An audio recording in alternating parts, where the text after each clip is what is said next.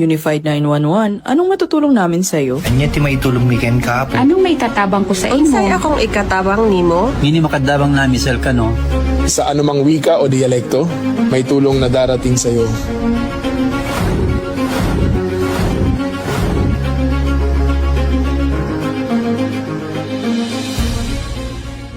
Lilingkod sa bawat Pilipino at magbibigay ng tamang impormasyon para sa tahimik at maayos na Pilipinas. Police News Network, alagad ng batas, tagapagtaguyod ng balitang pulis, sandigan ng mamamayan, patnubay ng katotohanan. Kampo Krame, maghahatid ng pinakahuling kaganapan at nagbabagang balita. Ito ang PNN Police News Network. At ngayon, ang inyong mga tagapagbalita. Magandang araw, Bagong Pilipinas. Ako ang inyong alagad ng batas, tagataguyod ng Balitang Pulis. Ako po si Patrolwoman Resalie Umalay, maghahatid sa inyo ng tamang balita, kwento ng pulis at serbisyo para sa mamamayan. At ito ang PNP News Online, ang pangunahing balita ng Police News Network, alagad ng batas, tagataguyod ng Balitang Pulis.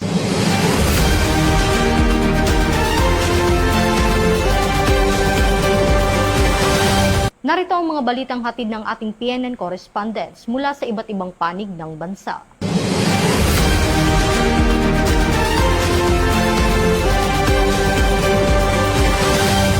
Sa patuloy na pagpapatibay ng ugnayan para sa kapayapaan at kaayusan, matagumpay na isinagawa ng Sorsogon Police Provincial Office ang oath-taking at Memorandum of Agreement signing kasama ang Anti-Crime Devotees o ACD Sorsogon Kasanggayahan Chapter.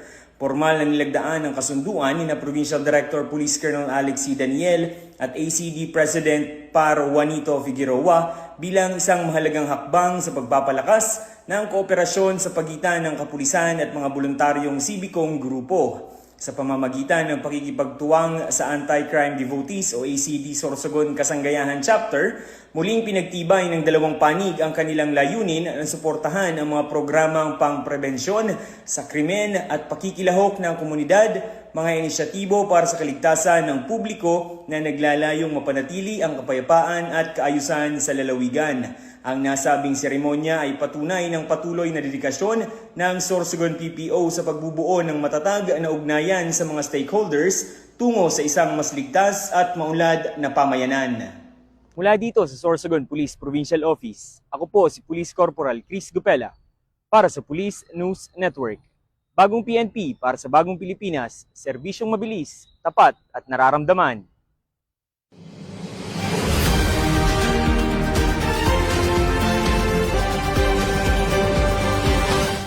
Huli sa paglabag ng Municipal Ordinance sa bahaging baybayin ng Calayan, Cagayan, ang mga tauhan ng Calayan Maritime Law Enforcement Team ay nagsagawa ng monitoring at inspeksyon sa bahaging baybaying sakop ng Calayan, Cagayan sa pangunguna ni PSSG Richard D.C. Felicissimo na sakop ng Western Cagayan Maritime Police Station na pinamumunuan ni Police Captain Jeffrey Q. Equizabal noong ika-22 ng Mayo taong kasalukuyan bandang alas 12:24 ng hapon.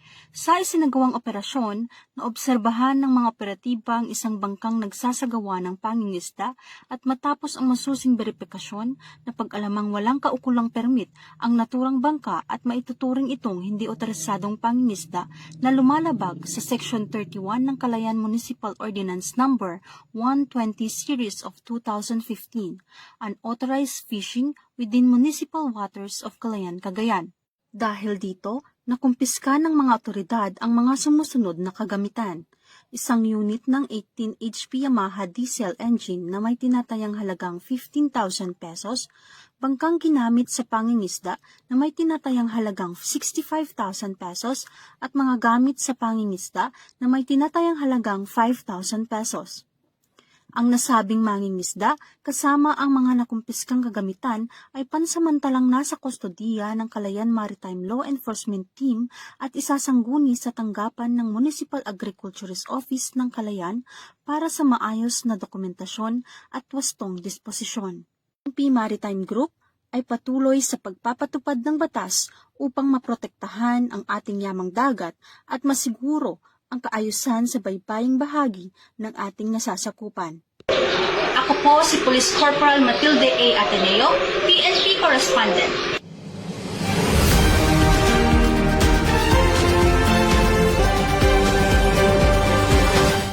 ng Uklan Ultimate Grass Cutter 2026 sa pamumuno ni Police Colonel Dionisio D. Bonoy, Acting Provincial Director ng Benguet PPO, ang matagumpay na pagkasira sa kabuuang 1,650 fully grown marijuana plants at 15 kilos dried marijuana leaves, stalks at 14 tops na may standard drug price na nagkakahalaga ng 2,100,000 pesos sa isinagawang magkakahiwalay na operasyon.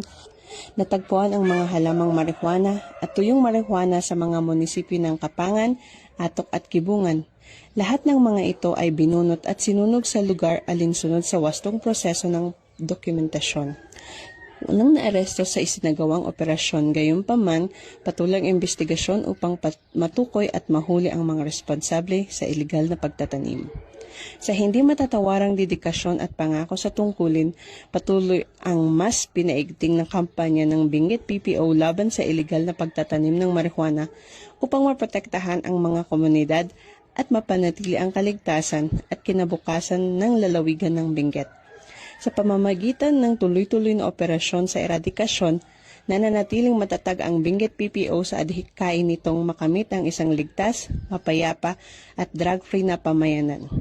Bagong PNP para sa bagong Pilipinas, serbisyong mabilis, tapat at nararamdaman. Mula dito sa La Trinidad, Benguet, ako si Police Master Sergeant Beverly L. Pacas, ang inyong PNN Correspondent, alagad ng batas, tagataguyod ng balitang pulis. Ng Police Regional Office 6, si Police Brigadier General Randolph T. Tuanyo bilang Acting Regional Director ng Pro-6 sa sinagawang arrival honor sa Camp General Martin Teofilo B. Delgado sa Iloilo City noong 25 ng Mayo taong 2026. Naging makulay at makahulugan ang pagtanggap sa pamamagitan ng cultural presentation ng Pro-6 Dinagyang Dancers na tampok ang mayamang kultura at tradisyon ng Iloilo City. Pinangunahan ang programa ng Command Group ng Pro-6 kasama ang mga opisyal at member ng regional staff at national support units. Matapos ang arrival honors, dumala rin si Police Brigadier General Tuanyo sa kanyang unang Monday flag raising at awarding ceremony sa Pro-6 Multipurpose Hall bilang bagong talagang Acting Regional Director ng Pro-6. Ito ang bagong PNP para sa bagong Pilipinas. Serbisyong mabilis, tapat at nararamdaman. Mula dito sa National Headquarters ng Philippine National Police, ako ang inyong PNN Correspondent, Patrolman Edwin Baris, alagad ng batas, tagataguyod ng Balitang Pulis.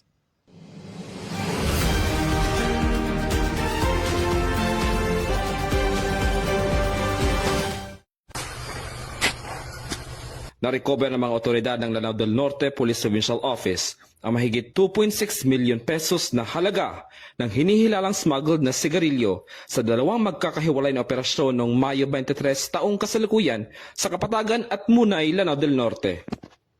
Anti-smuggling of cigarette, we have these two big operation. The one is worth over 600,000 while the other one is about 2 million.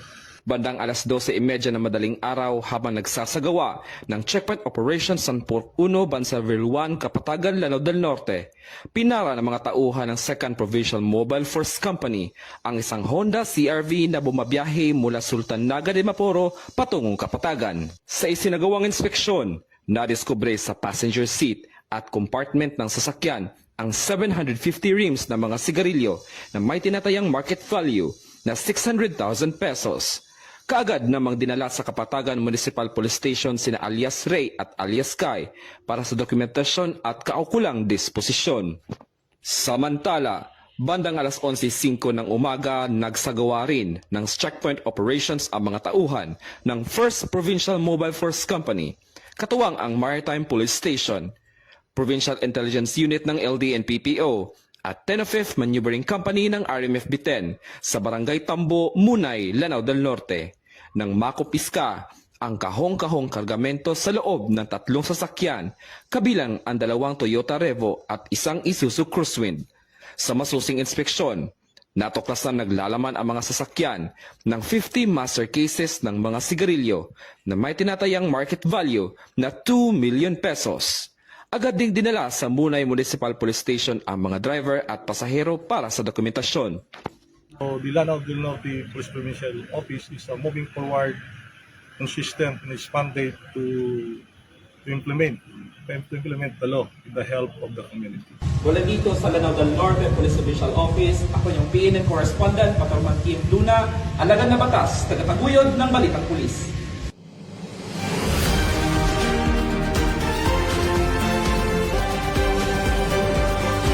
At yan ang mga balitang nakalap ng ating PNN correspondents mula Luzon, Visayas at Mindanao. Para sa mas malawak at mabilis na ulat ng mga balita, huwag kalimutang mag-like, follow and share sa aming official social media accounts ng Police News Network. Tutok lang sa aming YouTube channel para sa mga live streams at replays. At i-follow kami sa X account para sa mga real-time updates at Facebook account ng Police News Network. Manatiling mapagmatsyag at laging alam ang totoo. Sa ngalan ng pamunuan ng Philippine National Police, sa pangunguna ni Chief PNP, Police General Jose Melencio C. Nartatis Jr. at sa pamumuno ni President Ferdinand Bongbong Marcos Jr., kami ay maglilingkod sa bawat Pilipino at magbibigay ng tama at balansing balita. Mula rito sa tanggapan ng tagapag-ugnay ng pambansang pulisya, ako ang inyong alagad ng batas, tagataguyod ng Balitang Pulis, Patrolwoman Resalie Umalay, maghahatid ng tamang balita, kwento ng pulis at serbisyo para sa mamamayan. At ito ang PNP News Online, ang pangunahing balita ng Police News Network. At ito ang bagong PNP, para sa bagong Pilipinas, serbisyo mabilis, tapat at nararamdaman.